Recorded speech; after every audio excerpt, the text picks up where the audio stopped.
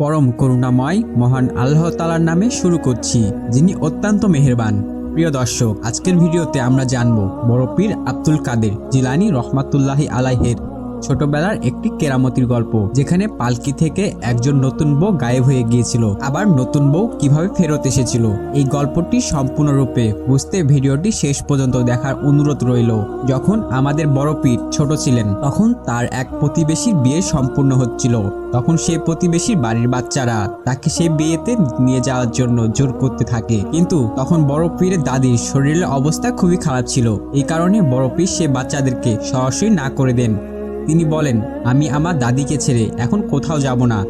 এরপরে সেসব বাচ্চারা বড় পীরকে জোর করতে থাকে, কিন্তু বড় পীর এবারও না করে দেন। এরপর সেসব বাচ্চারা বিয়েতে চলে যায়। বিয়ের দিন সেই প্রতিবেশী যখন বিয়ে করে নতুন বউকে সঙ্গে করে বাড়িতে নিয়ে আসে, সাথে সাথে সেই প্রতিবেশীর বাড়ির বাচ্চারা পুনরায় বড় পীরের নিকট আসে। বাচ্চারা বড় পীরকে সঙ্গে করে নিয়ে নতুন বউকে দেখতে চায়। তারা সবার আগে পালকিতে নতুন বউকে দেখতে চেয়েছিল।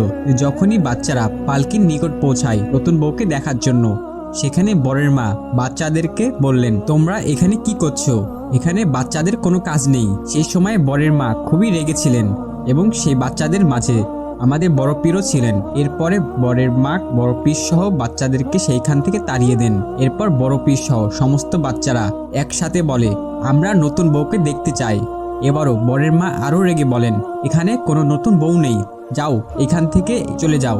এই রকম আচরণের কারণে বাচ্চাদের মন খুবই খারাপ হয়ে যায় এবং বড় পীর সব বাচ্চাদেরকে নিয়ে সেইখান থেকে চলে আসেন। বড় পীর যখন দেখলেন বাচ্চাদের মন খারাপ, তিনি ঘর থেকে তাদের জন্য মিষ্টি এবং জিলাপি এনে দেন, যেন সবার মন ভালো হয়ে যায়। এবং বড় পীর বাচ্চাদেরকে বললেন, এখানে তোমাদের মন খারাপ করার কিছুই নেই। যখন বলা হয়েছে এখানে কোনো নতুন বউ নেই, তার মানে পালকিতে সত্যি কোনো নতুন বউ ছিল না। বাস, বড় পীর শুধু এক কথাটি বলেছিলেন। সঙ্গে সঙ্গে এমন একটি ঘটনা ঘটল, যে ঘটনা কোনো সাধারণ মানুষের পক্ষে বিশ্বাস করা কঠিন। একদিকে বড় পীর তার সঙ্গে বাচ্চাদেরকে নিয়ে মিষ্টি খাওয়াচ্ছিলেন, অন্যদিকে সেই প্রতিবেশী বরের মা যখনই পালকি থেকে নতুন বউকে নামিয়ে আনতে যাচ্ছিলেন, তিনি দেখতে পান পালকি থেকে নতুন বউ গায়েব হয়ে গিয়েছে। বরের মা নিজেই তার চোখকে বিশ্বাস করতে পারছিলেন না, কারণ তার সামনেই নতুন বউ কিছুক্ষণ আগে পালকিতে ছিল, এখন গেল কোথায়? এটি দেখে বরের মা খুবই পেরেশান হয়ে কাঁদতে শুরু করলেন। নতুন বউ কোথায় চলে গিয়েছে? সে তো পালকিতে ছিল। কারণ বরের মা এবং বউ এরা দুইজন মিলেই নতুন বউকে পালকিতে বসাইছিল। পালকি আর কোথাও থামেনি, আবার কোথাও নামেনি। তাহলে নতুন বউ কোথাও গায়েব হয়ে গেল? এটি দেখে বাকিরা অনেক পেরেশান হয়ে উঠল এবং আফসোস করে বলতে লাগলো। এবং বরের মা কাঁদতে কাঁদতে বলতে থাকে, আমার ঘরের বউ আজ গেল কোথায়? নতুন বউয়ের এইভাবে গায়েব হয়ে যাওয়ার কারণে খুশির পরিবেশ মুহূর্তের মধ্যে দুঃখে ভারাক্রান্ত হয়ে উঠল এবং কেউ বুঝতে পারছিল না নতুন বউ কোথায় গেল। এরই মাঝে একজন বলল, আমরা একটু আগে বাচ্চাদেরকে এইখান থেকে তাড়িয়ে দিয়েছি, এ কারণে আমাদের নতুন বউয়ের সঙ্গে এমনটা হয়নি তো? আর সেখানে তো সবাই কম বেশি বড় পীরকে চিনত আর তার ক্ষমতার সম্বন্ধে জানতো ছোটবেলা থেকেই। বড় পীরকে সবাই মিষ্টিওয়ালা বলে ডাকতো, কারণ তিনি সবার মাঝে মিষ্টি বিলিয়ে বেড়াতেন। সেখানে উপস্থিত সকলেই বুঝতে পারেন সেই বাচ্চাদের মাঝে সেই মিষ্টিওয়ালাও ছিল। এবং সঙ্গে সঙ্গে বরের মা বলে ওঠে, আমি বাচ্চাদের তাড়িয়ে দিয়েছি।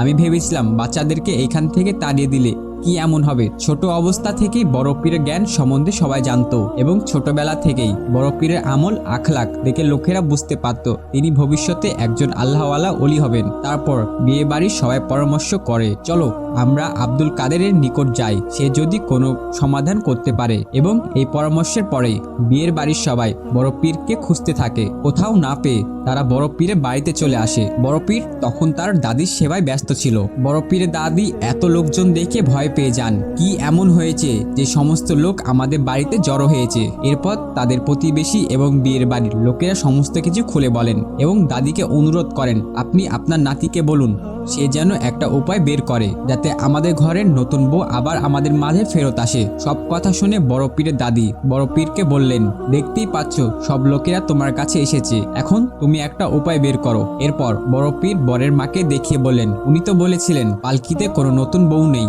আর এই কথা বলে উনি আমাদেরকে তাড়িয়ে দিয়েছেন, তাহলে নতুন বউ কিভাবে থাকবে?